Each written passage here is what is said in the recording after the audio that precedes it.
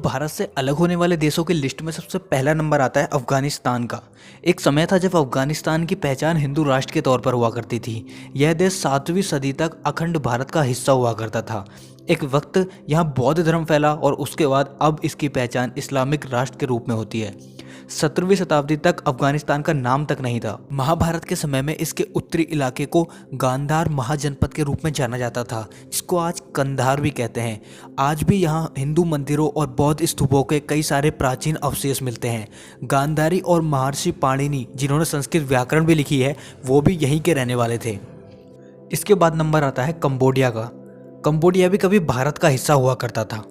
विश्व का सबसे बड़ा हिंदू मंदिर परिसर तथा विश्व का सबसे बड़ा धार्मिक स्मारक कंबोडिया में स्थित है। यह कंबोडिया के अंकोर वाट में स्थित है, जिसका प्राचीन नाम यशोधरपुर था। इसका निर्माण सम्राट सूर्यवर्मन द्वितीय, जिनका शासन 1112 से 1153 ईस्वी तक चला, के शासनकाल में हुआ था। यह विष्णु मंदिर है, जबकि इसके पूर्ववर्ती शासकों ने यहाँ प्रायः शिव मंदिरों का निर्माण करवाया। सदियों के कालखंड में यहाँ करीब 27 राजाओं ने राज किया। कोई हिंदू था तो कोई बौद्ध था, जिसकी वजह से यहाँ पे जगह जगह पे हिंदू मंदिर और साथ में बौद्ध स्तूप भी देखने को मिलते हैं। यहाँ पे बड़े बड़े प्राचीन मंदिर देखने को मिलते हैं, जिनसे पता चलता है कि कभी यहाँ पे भारतीय राजाओं का राज हुआ करता था। यहाँ के सबसे प्राचीन भगवान विष्णु के मंदिर की दीवारों पर रामायण और महाभारत की कथाओं के प्रसंग मिलते हैं, जिनको देखने से पता चलता है कि यहाँ के लोग महाभारत और रामायण के कितने करीब थे। इसी कड़ी में अगला नंबर आता है इंडोनेशिया का। प्राचीन काल में इंडोनेशिया भी प्राचीन भारत का हिस्सा हुआ करता था, जिसके प्रमाण इंडोनेशिया के इतिहास में साफ मिलते हैं। 8वीं शताब्दी से पहले यहाँ मूल रूप से हिंदू और बौद्ध लोग रहा करते थे, लेकिन उसके बाद यहाँ मुस्लिम आबादी बढ़ने लगी और आज यहाँ की ज़्यादातर आबादी मुस्लिम है। इसके बावजूद भी यहाँ के लोग हिंदू परंपरा से जुड़े हुए हैं। कुछ लोगों का मानना है कि यहाँ विश्व में सबसे ज़्यादा रामायण की कथाएं बोली और सुनाई जाती हैं, भारत से भी ज़्यादा। यहाँ के लोग रामायण को अपनी संस्कृति मानते हैं, जबकि अपना धर्म वह मुस्लिम बताते हैं। इसके बाद अगला नंबर आता है नेपाल का। 3री शताब्दी ईसा पूर्व में यह भूभाग अशोक के साम्राज्य का एक अंग था, जिससे पता चलता है कि यह अखंड भारत का एक हिस्सा हुआ करता था। लेकिन इसके बाद भी अनेक प्रसंग मिलते हैं, जिनसे कि साफ पता चलता है कि यह भी एक अखंड भारत का हिस्सा था। नेपाल में मल्ल वंश का एक शासक था, जो कि सबसे ज़्यादा प्रसिद्ध था, जिसका नाम था यक्षमल, जिसने 1426 से 1475 तक यहाँ पर शासन किया। 1768 में नेपाल पर गोरखा जाति का अधिकार था, जिन्होंने सैनिक शक्ति की वृद्धि की और नेपाल को एक बहुत शक्तिशाली राज्य बनाया। अखंड भारत के उस समय में भारत में अलग अलग प्रकार के राज्य हुआ करते थे, जिनमें अलग अलग राजा लोग राज किया करते थे। नेपाल भी उन्हीं राज्यों में से एक राज्य था, जिनमें गोरखा वंश का शासन हुआ करता था। जब अंग्रेज लोग भारत आए तो उन्होंने भारत के अनेक राजाओं को हराया और उनके राज्य को अपने अधीन कर लिया। इसी प्रकार वो नेपाल को भी अपने अधीन करना चाहते थे, लेकिन वहाँ के गोरखा वंश को अंग्रेज लोग नहीं हरा पाए। इसलिए नेपाल कभी भी किसी देश का गुलाम नहीं हुआ। जब पूरा भारत अंग्रेजों की गुलामी कर रहा था, तब नेपाल अलग ही राज्य हुआ करता था।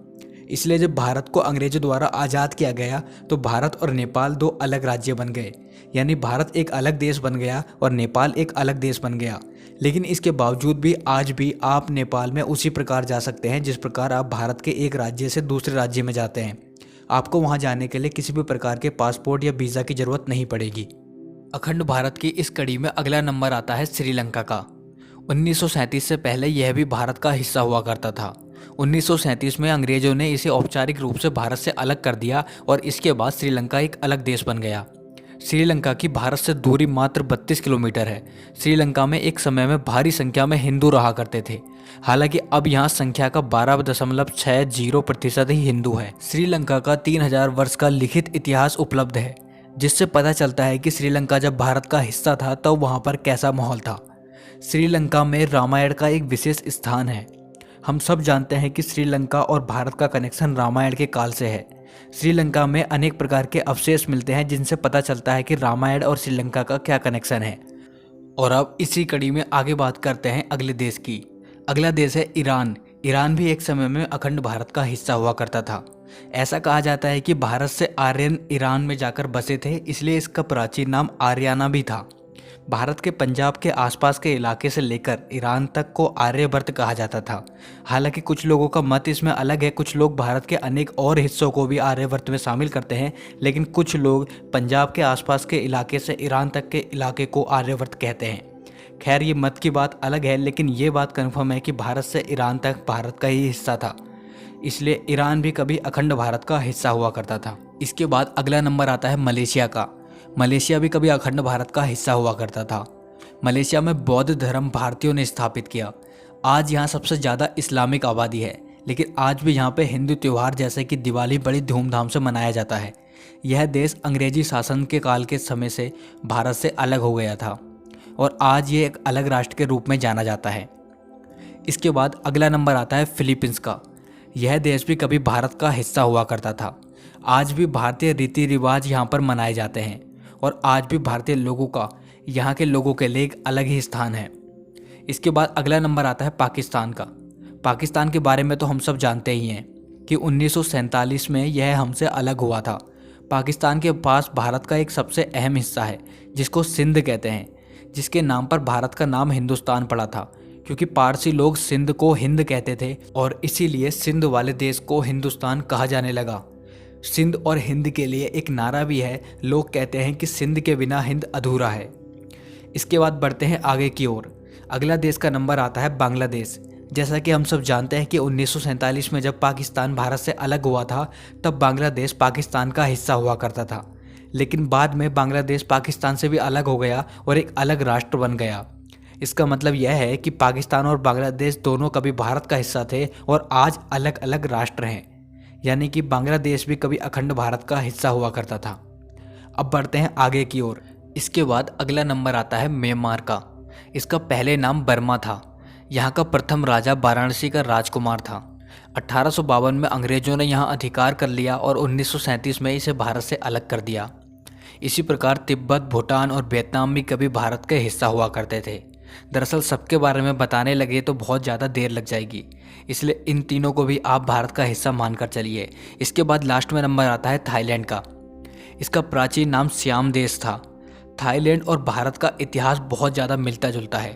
थाईलैंड में एक चक्री वंश है जिसके राजा को राजा राम कहा जाता है। दरअसल उस चक्री वंश में जो भी राजा पैदा होता है उसको राजा राम का नाम दिया जाता है। बस उस नाम के पीछे एक अंक जोड़ दिया जाता है, जैसे कि राजा राम फर्स्ट, सेकंड, थर्ड या इसी प्रकार और नाम। जो वहाँ पर अभी राजा है उनको राजा राम 10th कहते हैं। दोस्तों वहाँ पर एक अयोध्या भी है, जैसे कि भारत में एक अयोध्या है, बट वहाँ की अयोध्या को अयोध्या के नाम से जाना जाता है। वहाँ की अयोध्या से मिलती जुलती एक कहानी है, जैसे कि हमारे यहाँ रामायण है। दोस्तों वहाँ पर भी रामायण चलती है जिसको थाई रामायण कहते हैं, जिसको वहाँ की लोकल भाषा में कुछ और कहा जाता है। वहाँ की रामायण के नायक यानी कि भगवान श्री राम को फ्रा राम के नाम से जाना जाता है। बाकी कहानी भी वाल्मीकि रामायण से मिलती जुलती है, लेकिन बाकी कहानियों में जो किरदार हैं उनके नामों में थोड़ा सा अंतर देखने को मिल सकता है। यह अंतर भाषा के आधार पर है। तो दोस्तों इससे साबित होता है कि थाईलैंड भी कभी प्राचीन काल में भारत का हिस्सा रहा था।